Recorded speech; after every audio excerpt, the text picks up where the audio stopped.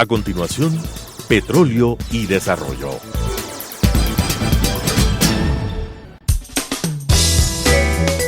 Clasificación B, bajo supervisión de un adulto.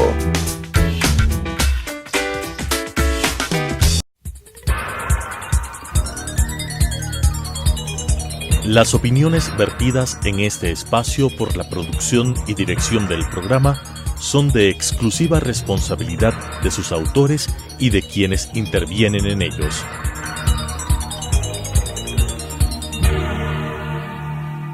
Telesucesos Canal 29 UHF presenta Petróleo y Desarrollo, conducido por Henry Llanes, especialista en temas hidrocarburíferos y en los ámbitos de la política, la legislación, la contratación y la política económica.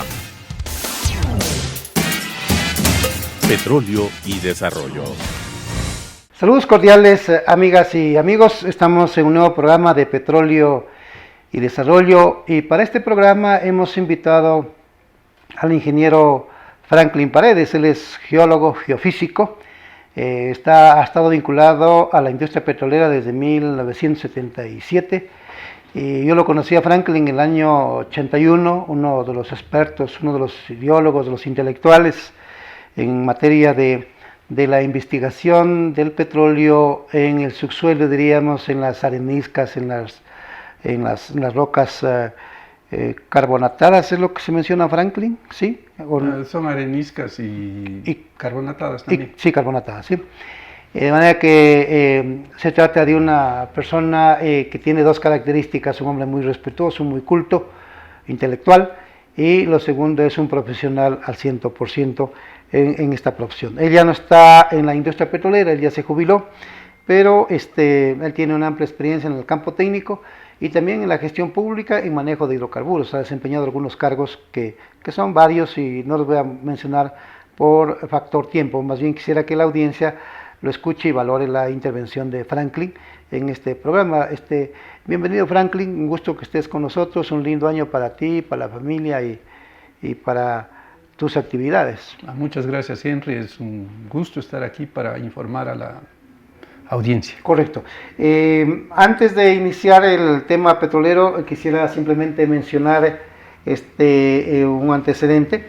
Aquí llevo en mis manos muchos formularios que tienen que ver con la iniciativa popular normativa, que el Consejo Nacional Electoral ya nos entregó el formulario para salir y pedir el apoyo de la gente en lo que tiene que ver con el registro de firmas de adhesión de las personas que tengan interés, el valor y la decisión para reformar la ley del IES y del Banco del IES desde la iniciativa popular normativa, para que los afiliados, como dueños del dinero, como dueños de sus aportes mensuales al IES, que con el empleador son 20.6%, eso da más o menos cerca de $80 mensuales, y eso es un ahorro que durante 20 años, 30 años, 35 años o 40 años aportan los afiliados, las afiliadas al Seguro Social, y aportan para dos cosas fundamentales: para lo que es atención médica, que tiene que ser de calidad, eficiente y eficaz,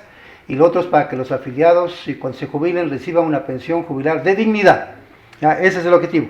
Pero los dineros en manos del Estado, que a propósito no tiene atribuciones el Estado para manejar los recursos del Seguro Social, porque el 372 le prohíbe al Estado intervenir en el manejo de fondos y reservas y menoscabar el patrimonio. Sin embargo, lo viene haciendo desde el año 2008, y nosotros tenemos esta acción legal en la Fiscalía. Esperemos que algún rato la Fiscalía aborde el tema y ahí vamos a ver lo que al Estado no le corresponde manejar el Seguro Social. Y además acaba de salir y publicarse el informe actuarial, en donde el prejuicio que ha hecho el Estado, a pesar de que tiene prohibición constitucional, daño económico, daño material, daño social, se aproxima a los $9.000 millones desde el año 2015 al año 2018, periodo en el cual dejó de entregar el 40%.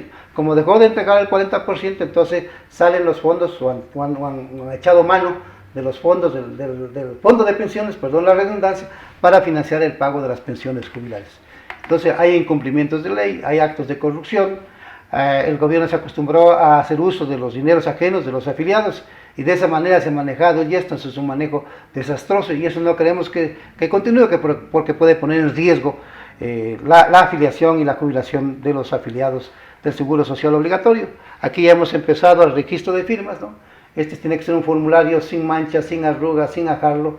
Tiene que ser un formulario con los nombres precisos, cédula, número de cédula, apellidos completos, nombres completos, la firma dentro del casillero, y son 8 personas las que firman por cada formulario. Tenemos que presentar 32.162 firmas aproximadamente, pero vamos a presentar en 6 meses, nosotros nos proponemos presentar 50.000 firmas, ¿no?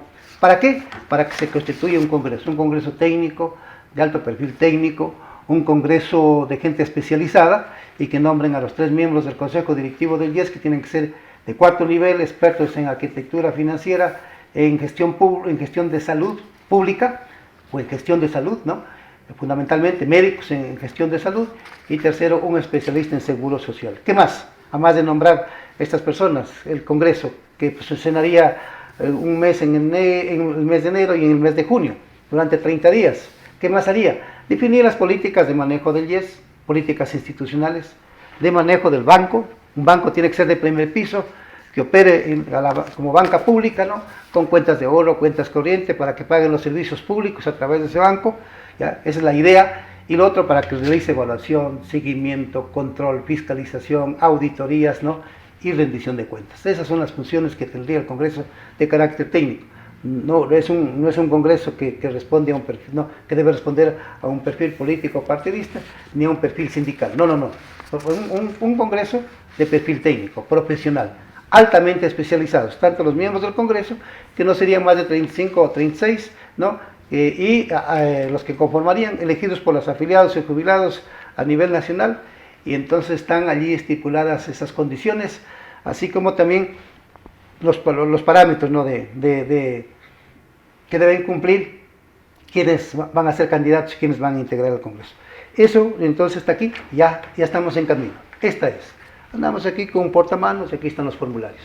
Y le pedimos apoyo a la ciudadanía, que lo firmen con convicción, con decisión, con valentía, ¿no? A efectos de que esto se haga realidad. Entonces esto quería mencionar sobre el tema del seguro social.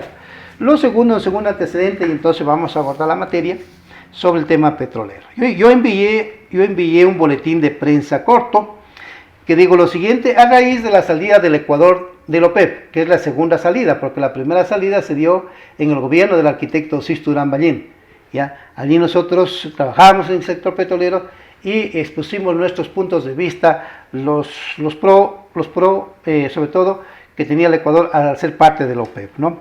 Y ahora en el gobierno de Moreno, nuevamente el Ecuador se sale del OPEP o presenta la solicitud para salir del OPEP, ya no va a estar en el OPEP, y entonces alguien se frota las manos de que eso va a ser beneficioso para el Ecuador, porque va a incrementar la producción. Y lo segundo, a raíz del conflicto bélico que se da entre Estados Unidos y Irán, también dice van a subir los precios del petróleo, y no ha sido tan así, no es que ha subido demasiado, y otra vez los precios se van a estabilizar en la banda de los 50 y 60 dólares. ¿Qué dije yo en el titular del boletín? Al Ecuador no le sirve de mucho el incremento del precio del barril del petróleo o haber salido del OPEP. Es el titular del boletín de prensa, que lo difundía hace días, y digo lo siguiente, por las siguientes razones. Una, por la importación de altos volúmenes de combustible a precios internacionales, es lo que importa el Ecuador. Actualmente el Ecuador importa más del 60% de los derivados del petróleo para atender la demanda nacional. Así es nuestro país petrolero, es de Ripley, ¿no?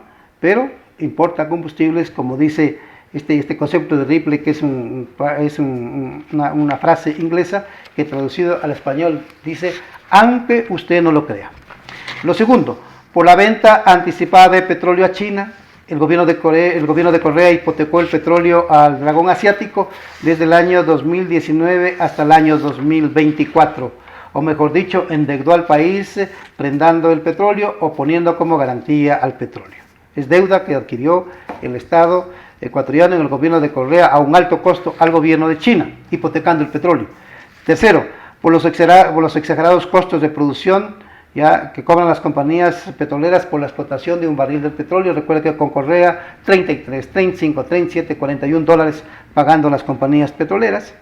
Cuarto, porque el Ecuador es un país exportador de materia prima, petróleo crudo, en vez de ser exportador de los derivados de los hidrocarburos, de naftas, de gasolinas, de diésel, de GLP o gas licuado de petróleo, de jet fuel, fuel oil, cutter stock, avgas, lubricantes, productos sintéticos y fertilizantes. Eso no exporta el Ecuador, Singapur exporta. Singapur no tiene un solo barril de petróleo, pero procesa más de 500.000 barriles por día y exporta derivados. Cuando la gente es inteligente, eso hace. Y Singapur ahora es un país casi del primer mundo, ¿no? Y entonces el Ecuador no lo hace. Otro país con otra mentalidad, con otro liderazgo, con otra visión, eso hubiera hecho, ¿no? Los ingresos de la venta de los productos, de los derivados del petróleo, hubieran sido muy buenos para el Ecuador y el Ecuador pudiera estar en el primer mundo si hubiera hecho. Singapur, sin ser un país petrolero, exporta dichos derivados, procesa más de 500.000 barriles por día. Quinto, con ciertas excepciones, los que han manejado los hidrocarburos en el Ecuador no han tenido la visión, el talento y el carácter para manejar la industria de los hidrocarburos en beneficio del interés nacional. No han cumplido la ley, tampoco, porque la ley les obliga a que procesen el crudo. No lo han hecho, importan derivados. Dice, por la maldita corrupción, el país conoce lo que sucedió en el gobierno de Correa, un desastroso manejo de los hidrocarburos, y el actual gobierno tampoco da pie con bola. Entonces, no tenemos política petrolera desde hace muchos años atrás. Estimado Franklin, vamos a hacer 2 programas. Los factores externos de la industria petrolera la veremos en un segundo programa, pero ahora yo quisiera más bien centrarme en el caso del Ecuador, porque hay mucha tela que cortar. ¿Le beneficia al Ecuador, estimado Franklin, haber salido de la OPEP en este gobierno? Bueno, la realidad es de que el Ecuador ha salido de la OPEP. Si le beneficia o no, yo creo que en ninguna manera.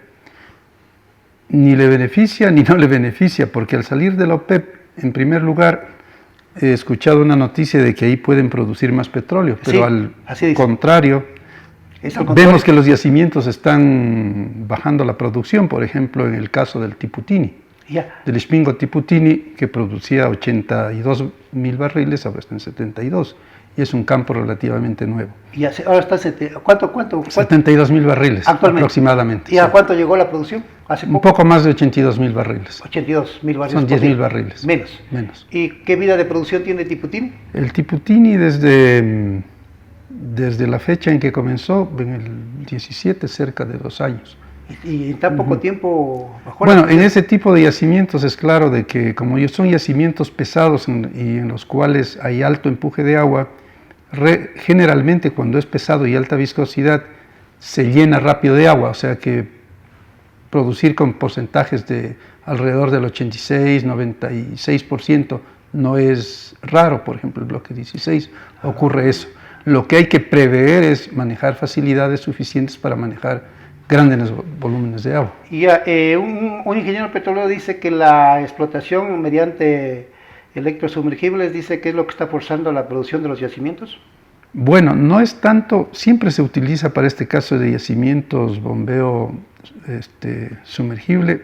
Sí. El asunto es que si tú diseñas una bomba para 10.000 barriles y el yacimiento apenas te da, digamos, 2.000, o pones bombas demasiado potentes, con alta presión o succión, desperdicias energía y no eres óptimo para el yacimiento, como sucede con una arenisca que se llama basaltena en el campo ITT. En el cual que inclusive se cambió de nombre, y a la basaltena, que tiene un empuje, no tiene empuje de agua muy potente, se le puso M1, cambiando completamente el sentido común y yo diría la ética y también las razones técnicas con las que se debe explotar un yacimiento. Claro, y aquí yo voy a aprovechar y estando contigo, estimado amigo, porque sé que estoy como lo dije en la presentación, con un intelectual de primera en lo que es el manejo de los hidrocarburos, sobre todo el estudio de los hidrocarburos en el subsuelo. Tú dices que lo que están diciendo algunos, que al haber salido del OPEP, entonces el Ecuador podría incrementar la producción y con lo cual podrían manejar los ingresos manejándose en esta misma dinámica tradicional sin visión que lo que quieran es explotar petróleo, pero no agregar valor al petróleo. Tú dices que no es tan cierta esa idea, porque sí quisiera que le expliques antes de entrar al ITT en detalle. Más o menos son 60 o algo más campos petroleros en la región amazónica. Esos campos vienen explotándose petróleo desde el año 71, 72. La pregunta es, porque ya son campos bien explotados, la mayor parte de las reservas han sido explotadas, las reservas comercialmente explotables ya han sido explotadas, las reservas remanentes ya no son muchas, digamos. Sería esa, por ejemplo, un criterio de que con ese antecedente ya no es posible, por lo menos con la tecnología actual, incrementar la producción de los yacimientos petroleros, me refiero a los campos petroleros, como digo, que han sido puestos en explotación en años 70, años 80. Mira, hay que considerar dos cosas. Al este de la cuenca todos los campos tienen empuje de agua, eso quiere decir saca un barril de petróleo y entra un barril de agua. Yeah. Tal vez voy a aclarar algo del Ixpingo, ¿no? Yo creo que no se desarrolló con una estrategia correcta porque la mayor parte de reservas en el subsuelo estaban en el Tiputini. In place hay más o menos 2.700 millones, entonces en vez de atacar a esa zona, se dedicaron a gastar todo el dinero en Tambococha. Entonces, digamos, lo del Tiputini hay que ver en la parte estratégica también y técnica. En el otra área de los campos maduros, con excepción de Cuyabeno Sanzaguari, no hay un reemplazo de un barril de petróleo que se produce por un barril de agua que reemplaza. Es decir, ahí es necesario en esta época inyectar agua, es decir, mantener la presión. Eso es lo que recién se está comenzando a hacer en forma, creo, incipiente, pero no ha existido una política de desarrollo de reemplazo de reservas de esa manera. Es decir, los campos han perdido presión, mucha gente piensa que el negocio hay que perforar para producir, no es así. Hay que perforar en forma óptima para producir, sin desperdiciar. Correcto. En mi tiempo, cuando yo trabajé 17 años en capacitación petrolera, ahí te vimos a ti participar en varios eventos de capacitación petrolera. En ese tiempo ya se hablaba de inyección de gas y también de inyección de agua, pero que esto de la inyección de agua, que no es tan, como tú lo explicas, no parte de una estrategia técnica bien concebida. ¿Eso se está dando en los últimos quinquenios o yo estoy equivocado de esta afirmación de que ya se hacía inyección de gas en los años 80 y que también se hacía ya inyección de agua en los años 90? Corrígeme, hermano, si estoy equivocado. Bueno, el Texaco comenzó a inyectar agua en Shushufindi, pero digamos para lograr producción mayor, no como una política técnica y como una política ya de estrategia económica global. Estamos hablando de los años 80. Más o menos, ¿sí? Claro, en Shushufindi con unos 4 pozos laterales. Pero actualmente veo que algo han hecho en Auca, pero lo que hay que hacer es, ponte en estos campos del centro de la cuenca que no tienen suficiente presión, reinyectar agua, por lo menos haciendo un modelo de los yacimientos bastante preciso y que responda a la realidad. Yo tengo un trabajo hecho por el FOPEP, publicado por el doctor Luis Araoz, ¿no? Que entiendo que en la parte jurídica él trabajó mucho, y también Jorge Pareja Cucalón, que fue ministro y gerente de CEPE, ministro de hidrocarburos, ¿no? Ellos dan cuenta en una publicación de que Texaco, entre pozos de desarrollo, pozos de avanzada y pozos de producción, llegó a perforar aproximadamente 700 pozos en 20 años. En cambio, en el gobierno de la Revolución Ciudadana, y también de los anteriores, pues sobre todo el gobierno de la Revolución Ciudadana, perforó 3.000 pozos. ¿Ya? Bueno. Algo así. Entonces, ¿no crees que eso de haber hecho tantas perforaciones en los yacimientos de alguna manera forzó la producción petrolera de los yacimientos? Siempre es necesario balancear la parte económica con la parte de la producción. Por ejemplo, en Sacha, para desarrollar Sacha, así al ojo, se necesitaba 220 pozos. Se produce el 90% de las reservas del campo. veo que hay 426 pozos, es decir, que hay más de 200 pozos desperdiciados, o sea, que no son económicos, sino que y de ellos 165 están cerrados. Y hay un alto costo en cada perforación. Claro, entonces si uno suma el total, hay entre 800 y 1000 pozos que hemos perforado de más. Si tú le sumas que sean 800 pozos, a 5 millones de dólares, son 4.000 millones de dólares que no se han utilizado con sabiduría. A este dato es importante. Entonces, claro. Tal vez ni con mucha inteligencia. Exacto. Entonces, eso es desperdiciar el dinero que podría ser utilizado en otras áreas. 5.000 millones de dólares que prácticamente... Más o menos 800 pozos, digamos. De 800 a 1000 pozos. Claro. Como tú dices, a 5 millones, 5, claro. 8, 40, son 4.000 millones, un poquito más, que prácticamente no están generando ningún beneficio. Y eso ha dado lugar que cuando se sacó lo de campos marginales, algo así, intracampos se le llamaba, más o menos, por ejemplo, Dureno. En Dureno con 20 pozos era suficiente. Ya. Hay más de 40 pozos. Drago, por ejemplo, es otra cosa. Entonces, las empresas que van después con este contrato de perforación van a encontrar pozos ya producidos, ¿no? Porque anteriormente la política era, como no había muchas facilidades para manejar agua, perforábamos más o menos cada 500 o cada 1000 metros, como en el caso de Cantagallo, de tal manera que el contacto agua-petróleo suba lentamente de acuerdo a las características del crudo. Claro. Y ha habido mucho abuso en el uso también por ejemplo, de bombas ineficientes. Por ejemplo, una bomba jet que le produce... ¿Bombas sumergibles? Jet, digamos, que también es sumergible. Entonces, si produce 150 y pagas, digamos, $2.000 por el alquiler de la bomba, es completamente ineficiente. Claro. Lo que queremos decir es que podemos estar produciendo 540.000 barriles o lo que sea, pero a lo mejor produces menos y ganas más plata. Exacto. Por ejemplo, en el campo de la península cuesta la tarifa 52. Así es. Si vende el crudo a 50 pierde. y le quitas el descuento, pierdes. Pero hay el otro aspecto que mejora la carga de la refinería de la península, ¿no? Claro. Que también hay que ver los factores sombra. Ya, Franklin, en esta misma temática, por cada 100 barriles de fluido, donde está petróleo y agua, ¿cuántos son de agua y cuántos son de petróleo? De los campos tradicionales, llamémosles. Campos tradicionales podría ser que está depende, entre 30 y 50% a lo mucho, ¿no? Pero 30 barriles de petróleo, 70 de agua en algunos casos. Y 40 de petróleo y 60 de agua. 40 y así. Más o menos la relación. De los tradicionales, pero en cambio del ITT la cosa ya es diferente, ¿no? Claro, el ITT, bueno, al ser crudo pesado, la viscosidad incide mucho. Si la viscosidad del agua es, por ejemplo, 0.3 y la del crudo 70, que podríamos ser, o 40, divide 7 para 0.3, el agua se mueve 210 veces más rápido. Entonces, obligatoriamente tenemos que producir con altos cortes de agua.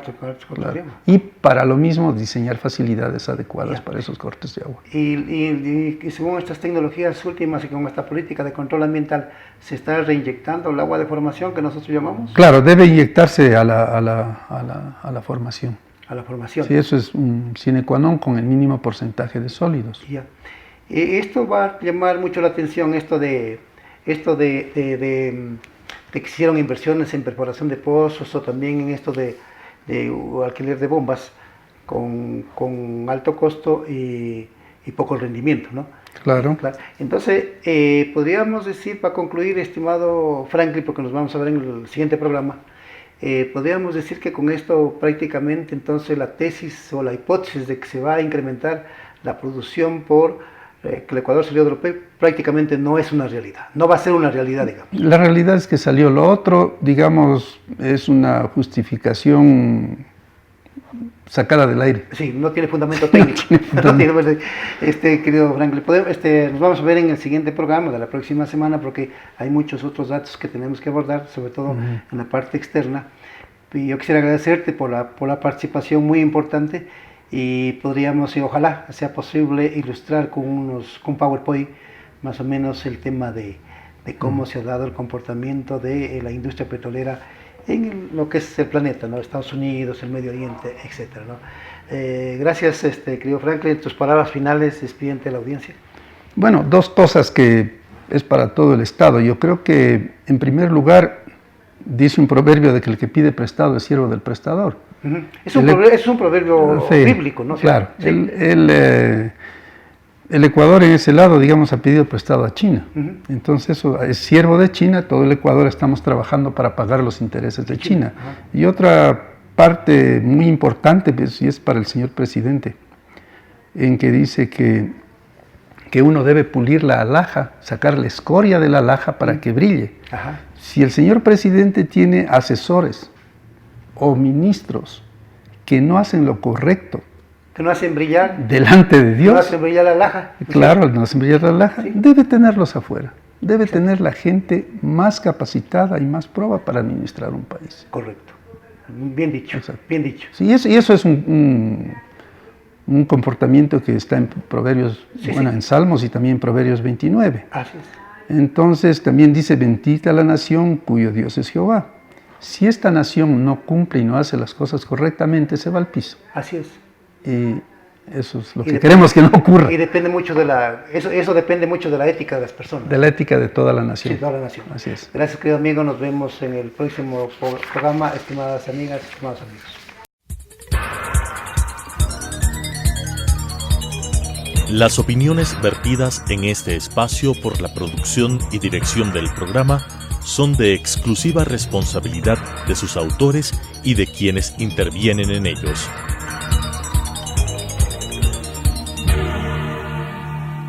Telesucesos Canal 29 UHF presentó Petróleo y Desarrollo, conducido por Henry Llanes, especialista en temas hidrocarburíferos y en los ámbitos de la política, la legislación, la contratación y la política económica. Petróleo y Desarrollo.